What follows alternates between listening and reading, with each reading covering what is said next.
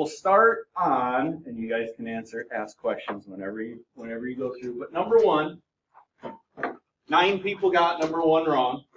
Simply f is a function given there, then what is f prime of 2? So what you needed to do is you wanted to see your f function as 4x to the negative 1 plus 5x minus 1. And you found that derivative is negative 4, technically going to be over x squared plus 5. And then you had to plug, you were finding f prime of 2. So you could see this as negative 4 over 4 plus 5. That's going to give you 4 for number 1. Number 2, 8 people got number 2 wrong. Number 2 just says there's the graph of f of x. It's really important to know what graph you're looking at. Is it the function, the first derivative, the second derivative? What is the limit as x approaches 1? It looks like we got a break here. The limit does not exist.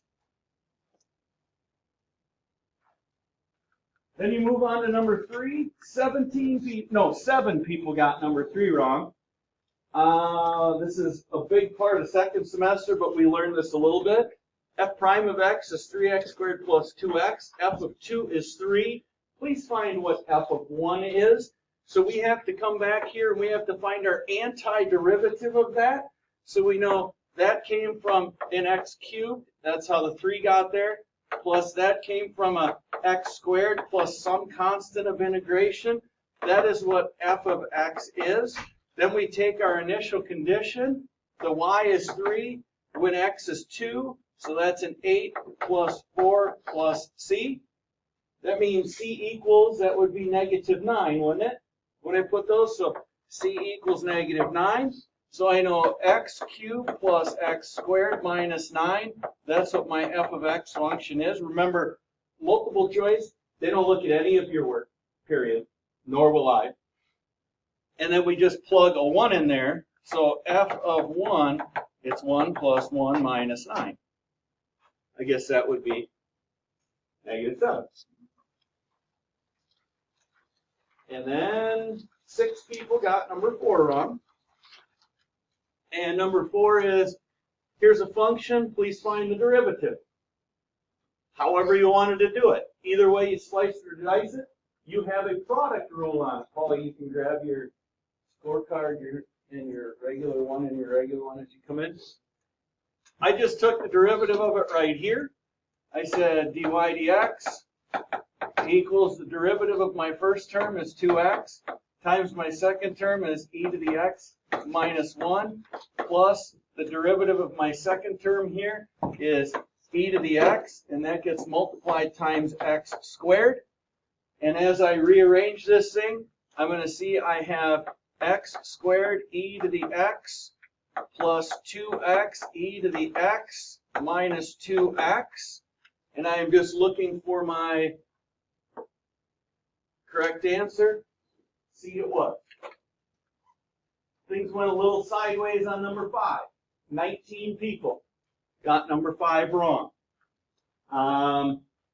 So we're looking here and it says, hey, that's the graph of the second derivative. That's the second derivative.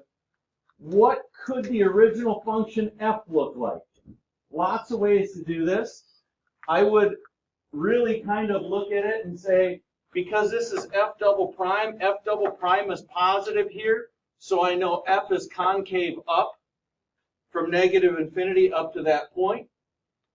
I'm positive here, so f is concave up from that point out to infinity, and I am concave down between those 2 points. And right here at 0,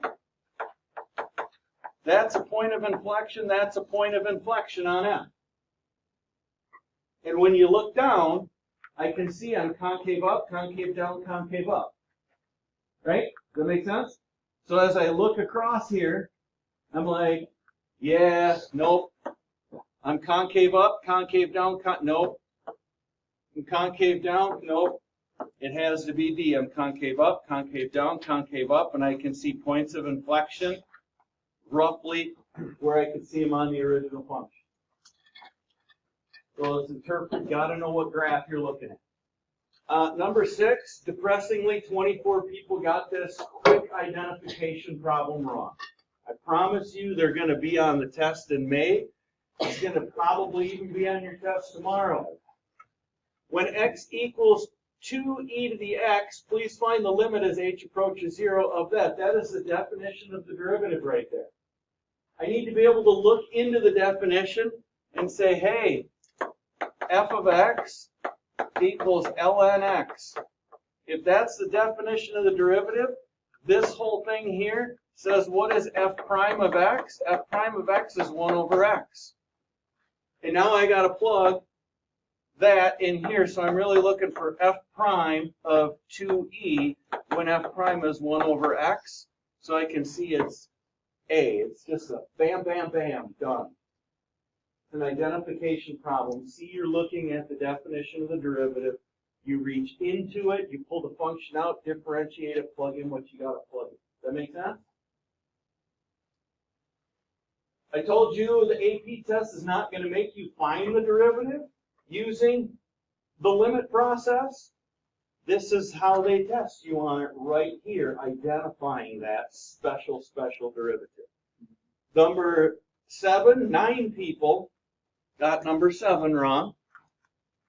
It might just be due to some simple math errors, but they wanted you to evaluate the third derivative when x is 2, given the first derivative. So I needed to find the second, then the third. So I can say the second derivative is 4x to the third minus 6x squared plus 3. That's my second derivative. My third derivative is going to be 12x squared minus 12x.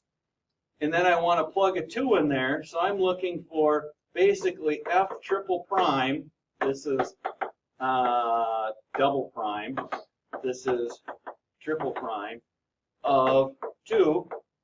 Well, that's 12 times 4 minus 12 times 2. That's 48 minus 24 equals 24. Should be B for that one. Number 8, there were 19 missed problems on number 8. Number 8, given that 3x minus tangent y equals 4, what is dy dx in terms of y? Let's just take the derivative of it, leave y in it. So I can see my derivative is going to be 3 minus, what's the derivative of tangent? Secant squared, y, chain rule, dy dx equals 0. And then I'm going to solve this, and I see 3 equals secant squared y dy dx. So I can see dy dx actually equals 3 over secant squared y. And you look for it, and you're like, oh, it's not over there. But a secant squared y is really a 1 over cosine. So we get B. So it's 3 times cosine squared y. Number 9. These making sense? I'm honestly going to go on a whim and say 99% of the mistakes were just simple mistakes and you didn't read the question fully. That's okay. That's why we're going over it. Number 9, 16 people got number 9 wrong. Number 9, for time t greater than 1, the position of a particle moving along the x-axis is given by p of t square root of t, blah, blah, blah. At what time t in the interval 1 to 16 is the instantaneous velocity of the particle equal to the average velocity of the particle over the interval? When does the I-rock equal the A-rock? What t does that happen? Only between here. So first I need to find my A-rock. Well, my A-rock is going to be P of 16 minus P of 1 over 16 minus 1, or 15, right? And then, what is P of 16? So you put 16 in here. Well, that's 4 minus 2. That's 2, right? So this is going to equal 2 minus, what is P of 1? 1 goes in there. That's 1 minus 2. That gives you negative 1 over 15. So we can see this is 3 over 15, or better known as 1/5, right? We could call that 1/5. So we're taking that 1/5 and we're setting it equal to the derivative of that. Well, p prime of t is 1/2 t to the negative 1/2, isn't it? So I'm going to take my derivative and I'm going to set it equal to my a rock. So I'm going to take that, that's 1 over 2 square root of t. What does that equal? 1/5. And I set them equal. I'm going to cross multiply. I get 2 square root of t equals 5. Square root of t equals 5 over 2. I'm going to square both sides and say t equals 25 fourths. 25 fourths is within that interval. Therefore, C is my correct answer. Number 10. Silly mistakes. Told you they're going to check you in function form. Do they know their product rule or chain rule? 28 people got number 10 wrong. This is, what is the derivative when x is 3? This is a triple chain link. I have to find the derivative of this. So dy dx equals, what's the derivative of sine x? Or what's the derivative of sine something? Cosine something.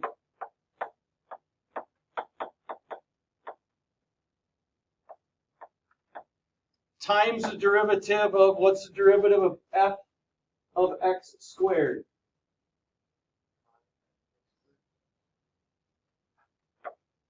F prime of x squared times the derivative of the way inside one. What's the derivative of x squared? 2x. Now we got to let all x's be 3. So this is going to give me cosine f of 9 times f prime of 9 times 6. I can't go any further than that because I don't know what f is, but I do see, no, is that, yeah, yep, that's the one that it's D. That's where they're going to check your chain rule, your product rule, your quotient rules. They're going to be in function form. Then we roll into number 11. Let me go the other way. 10 people got number 11 right. Okay, so that means 30 of you got it wrong. So we got a function f of x. What is the maximum value of f on the interval 0 to 6? We got to find some critical values, don't we? Okay, so we need f prime of x. F prime of x is 3x squared minus 12x minus 15. We're going to find our zeros of that. So I'm going to snarf a 3 out of there, get an x squared minus a 4x minus a 5. That's 3 times x minus 5 times x plus 1 is what that factors into. I'm looking for critical values. I have a critical value of x equals 5. I have a critical value of x equals negative 1. I am only looking on the interval from 0 to 6. Therefore, I do not care about negative 1. I am looking for what is the maximum value on this closed interval. So I got to come back and I got to find f of 0, f of 5, and f of 6. I got to find my critical values in the interval. I got to use my endpoints because it's a closed interval. F of 0 is 0. F of 5 gives me 125 minus 25 times 6, right? What is that, 150? Minus 15 times 5, 75. That's going to give me negative 100.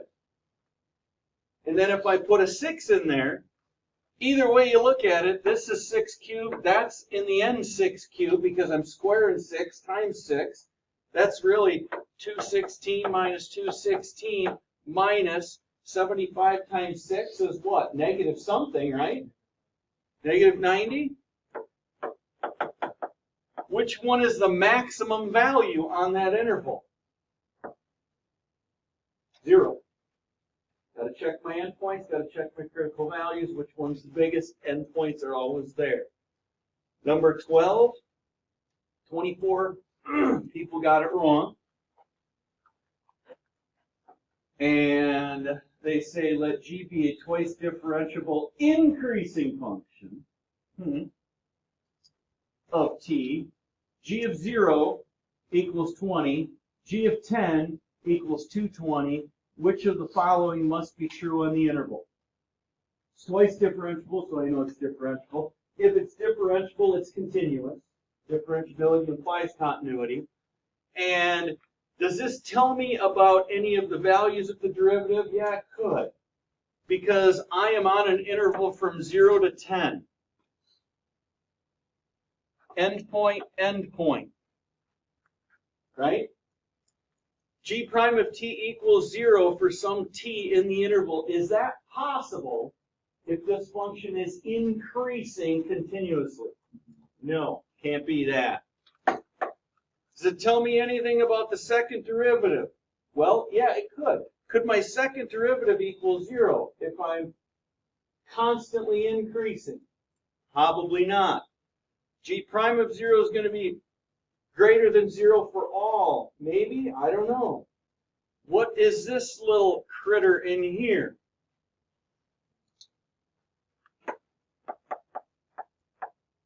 What is my average rate of change over AROC's a big one? What is my AROC? My AROC is going to be, because I'm continuous and I'm differentiable, 220 minus 20 divided by 10 minus 0 gives me 200 over 10. Because I'm continuous and I'm differentiable, the mean value theorem guarantees somewhere within this interval, some derivative of some time t will equal the average rate of change. I am guaranteed that.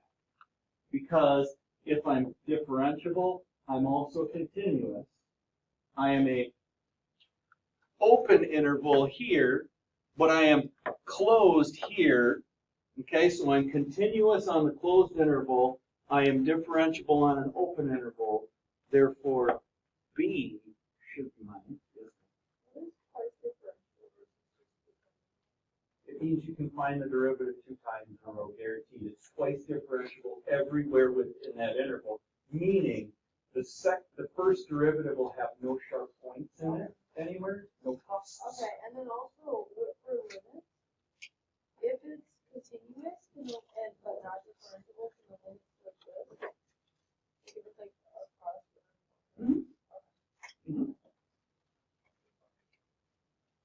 Then we rolled into number 13. Number 13, 24 people got wrong. And this one, I'm being a loving individual here, depressed. This is a pre-calculus question. There's no calculus involved. This is an algebra 2 question. Okay? Let f be the function given by that gross thing. For what values of f does f have a removable discontinuity? What is a removable discontinuity? It's a hole. How do I identify a hole? Well, I'm going to take the 2 out of there, and I'm going to get an x squared plus a 7x minus 8 over, I'm going to factor the bottom, x minus 8, x minus 1, and then my top up here, this gives me an x plus 8 times an x minus 1. So my whole top, how do I identify a hole? A hole is a common factor of x that reduces between the top and the bottom. I have a hole at x equals 1. I do not have anything going on at 8. So I only have a removable discontinuity at 1 only. That's my only factor that reduced up.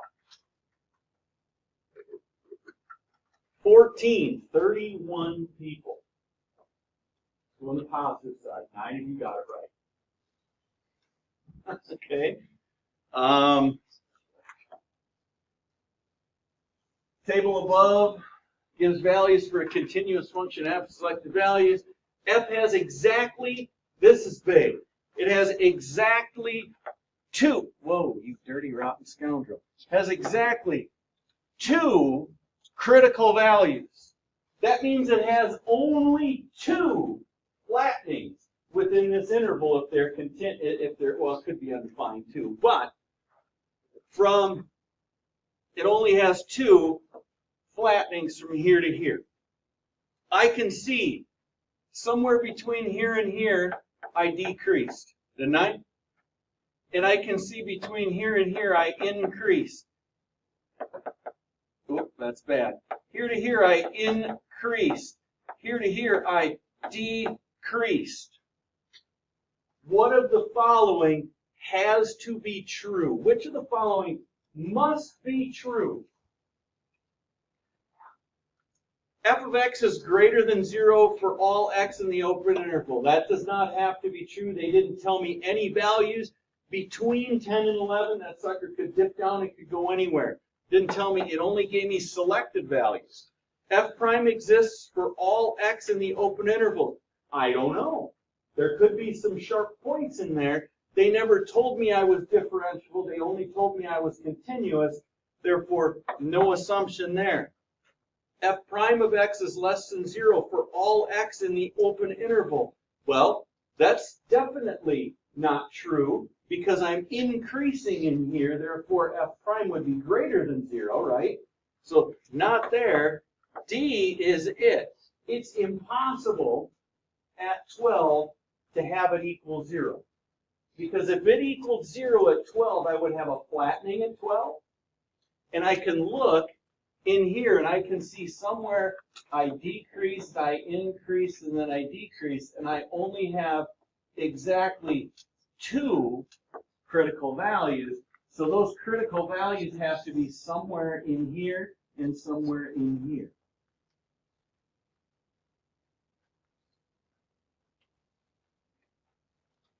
Then we're on to the calculator active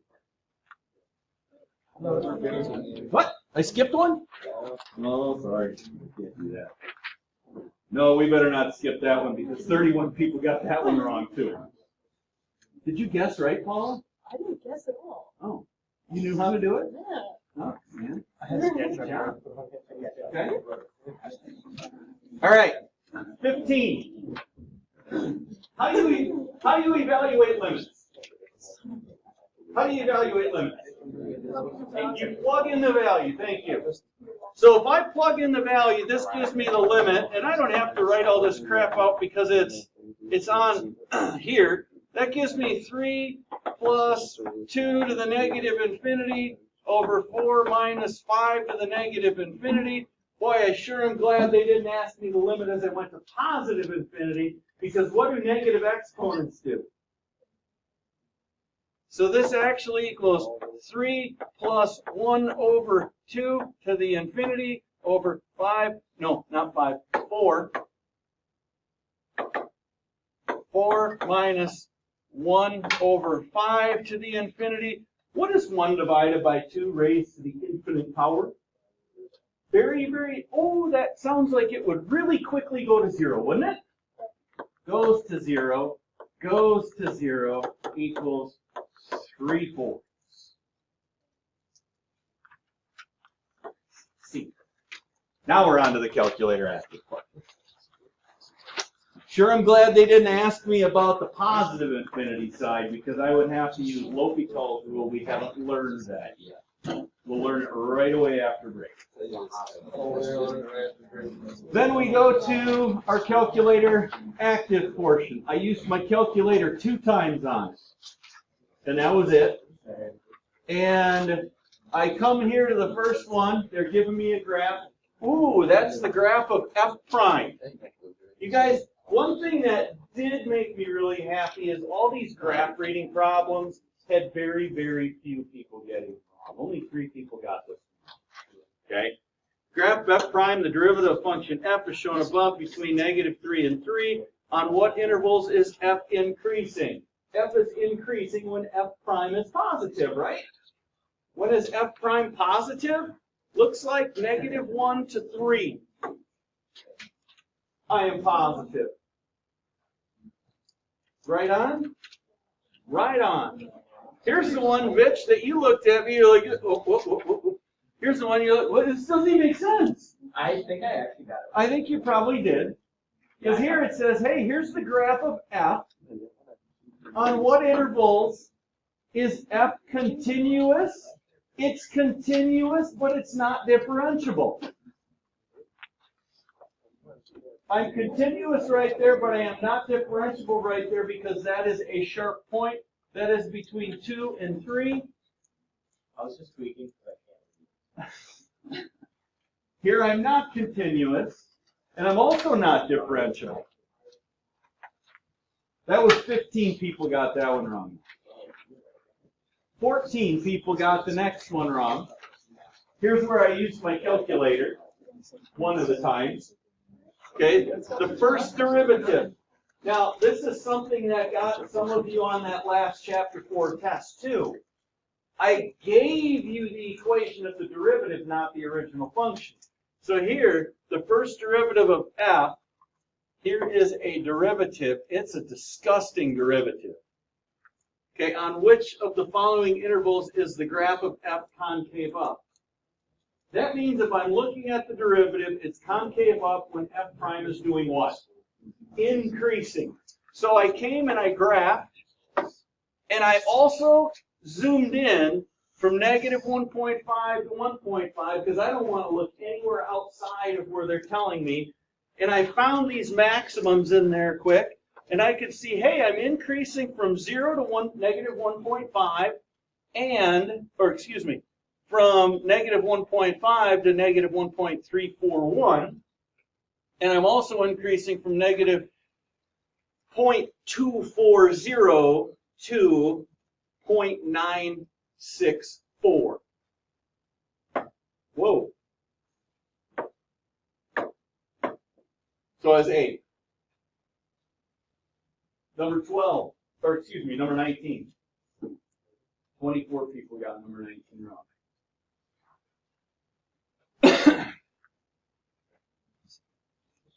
Let f be a function such that f of 1 is -2, f of 5 is 7. Which of the following conditions ensures that there is some value of x within the original function, not the derivative, that it equals 0? Did they tell me that this function was differentiable anywhere? No, so I wouldn't be dealing with derivatives. You should have looked at a and said, well, I'm going to exclude a right away. We haven't talked about integrals at all. F is increasing on the closed interval from 1 to 5. Maybe, but we are not guaranteed that. It could also decrease. We don't know. We only know what's going on at our endpoints. F is continuous on the closed interval from 1 to 5. That has to be true for me to cross the x-axis guaranteed. It's an intermediate value here. F is defined for all values of x in the closed interval 1 to 5. Does it have to be? Does not really. F is defined for all values. No, doesn't really. Well, it's got to be continuous, so it's got to be there. But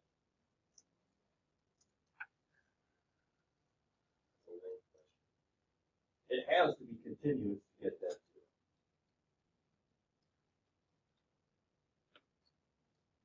It's continuous also. So you think it's C, but they didn't give you both of those, but I know for sure it has to be continuous to get to. Basically, you're looking at a graph. I got f of 1 down here at -2. I got f of 5 out here at 7. The only way I can cross the x-axis is if I am continuous. It's the only thing that's going to guarantee me that 0 is going to happen. Then we go to number 20. Hey, oddly enough, 20 people got number 20 wrong. 50% mark.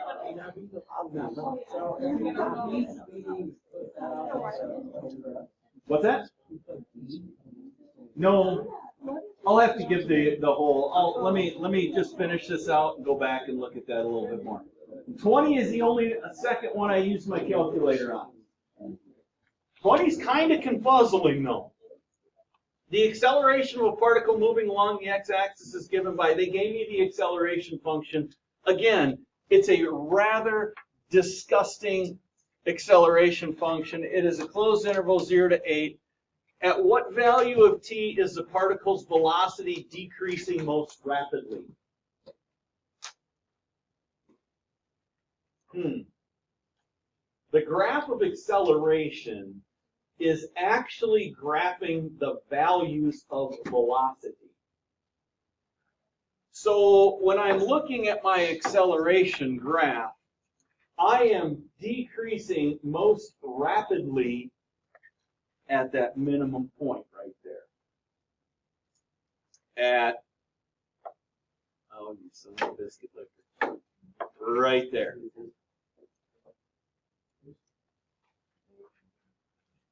The last two problems, oh boy. I'll bet 21, number 21, oddly enough, oh no, 24. 24 people got 21 wrong, and I'll almost guarantee it's for the same reason. Paying close attention to detail. So the function f is continuous and increasing. Okay, it's always going up. It never wiggles and squiggles, it's always going up. For all x greater than -1. The table above gives values of f at selected values in the following. Of the following, which is the best approximation for the limit as x approaches 0 of e to the -2 f of x? How do we evaluate limits? Plug numbers in. So when we plug this limit in, we're really looking for the limit as x approaches 0 of e to the -2 f of 0. What is f of 0? F of 0 sure appears limit-wise to be 0, does it not? So that means this equals e to the -2 times 0, which equals e to the 0. E to the 0 equals 1. How many of you that got it wrong put B?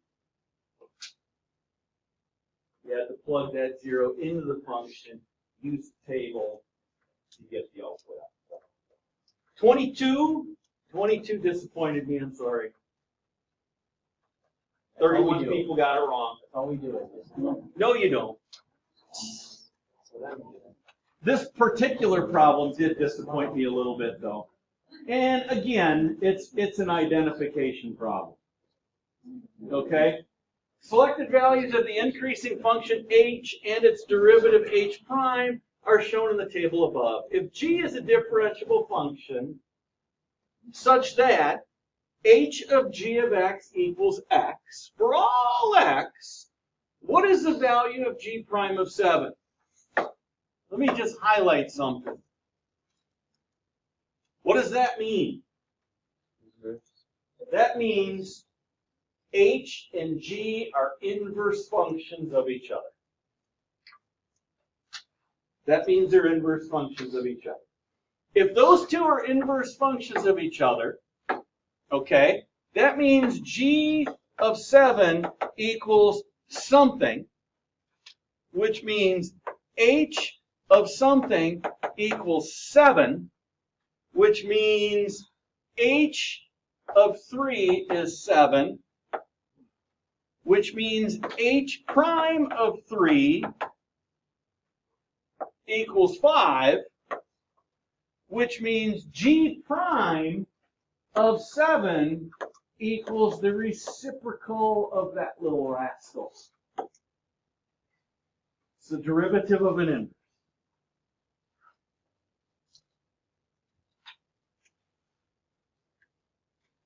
Now you want to know what the curve was, don't you? Are you sure? If this were your final, and you took your raw score, divided, there's 22, right? So you can take your little purple number and divide it by 22. If you were at a 62% or higher, you got a 5, which is an 8. That's nice. If you were between anything lower than the 62 up to a 51%, you're 4.